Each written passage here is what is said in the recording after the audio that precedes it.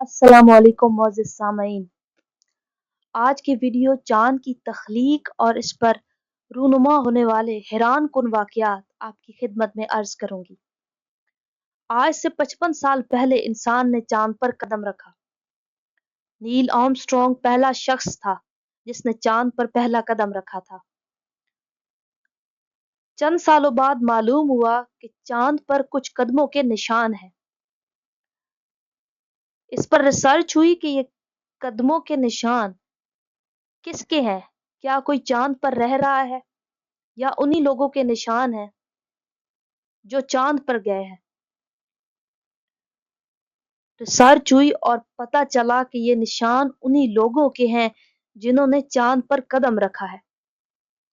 تو پھر یہ نشان مٹے کیوں نہیں؟ وہ اس لیے کہ چاند پر نہ تو پانی ہے اور نہ ہوا ہے۔ اگر لاکھوں سال بھی گزر جائیں تب بھی وہ نشان مٹ نہ سکیں گے۔ جس چیز کا زیادہ وزن ہوتا ہے اس کی اتنی گریوٹی ہوتی ہے۔ چاند زمین سے چھوٹا ہے اور اس کی کشش ثقل بھی زمین سے 6 گنا کم ہے۔ جب ہم زمین پر ایک قدم اٹھاتے ہیں تو کشش ثقل کی وجہ سے، گریوٹی کی وجہ سے وہ قدم دوبارہ زمین پر پڑتا ہے۔ چاند پر گریوٹی کم ہے، تو جیسے ہی انسان چاند پر ایک قدم اٹھاتا ہے، چاند کی گریوٹی زمین کی گریوٹی کے کم ہونے کی وجہ سے چاند پر پہلے قدم کے بعد دوسرا قدم اٹھانا مشکل ہو جاتا ہے۔ زمین پر اگر کسی کا وزن 60 کلو ہے تو چاند پر وہ 10 کلو ہوگا۔ چاند گرہن کئی سالوں میں ایک بار ہوتا ہے، لیکن سورج گرہن ہوتے رہتے ہیں۔ زمین سے ہمیں سورج اور چاند ایک جیسے نظر آتے ہیں، حالانکہ سورج اتنا بڑا ہے کہ اس میں 3 لاکھ زمینیں آ جائیں، اور چاند تو ہماری زمین سے بھی چھوٹا ہے۔ تو یہ زمین سے ایک جیسے نظر کیوں آتے ہیں؟ کیونکہ سورج 400 گنا بڑا ہے چاند سے، مگر سورج 400 گنا دور بھی ہے ہم سے، اور چاند چھوٹا ہے سورج سے، مگر چاند ہمارے قریب ہے۔ چھوٹا ہے مگر قریب ہونے کی وجہ سے بڑا، اور سورج دور ہے اس لیے چھوٹا نظر آتا ہے، اور زمین پر دیکھنے سے دونوں ایک جیسے نظر آتے ہیں، حالانکہ سائز میں مختلف ہیں۔ یہ اللہ کی قدرت کی نشانیوں میں سے ایک بڑی نشانی ہے۔ یہی وجہ ہے کہ سورج گرہن کے دوران جب چاند زمین اور سورج کے درمیان آتا ہے تو چاند چھوٹا ضرور صحیح، مگر سورج کے دور ہونے کی وجہ سے چاند سورج کو پوری طرح ڈھانپ لیتا ہے، اور سورج کی روشنی زمین پر نہیں پہنچ سکتی اور زمین پر اندھیرا چھا جاتا ہے۔ ایک اور دلچسپ بات، ہر سال چاند زمین سے 1.5 انچ دور جا رہا ہے۔ پہلے چاند زمین سے 22,000 کلومیٹر دور تھا، آج 4 لاکھ کلومیٹر دور ہے۔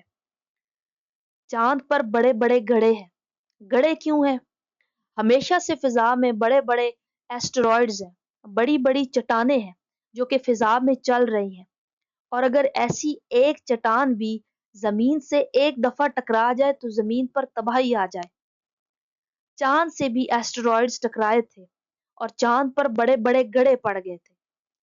چاند پر سب سے بڑا گڑھا 2000 کلومیٹر بڑا ہے اور 8 کلومیٹر گہرا ہے۔ اس وقت زمین پر سب سے اونچا سٹرکچر انسانوں کا بنایا ہوا برج خلیفہ نہیں بلکہ ماؤنٹ ایورسٹ ہے۔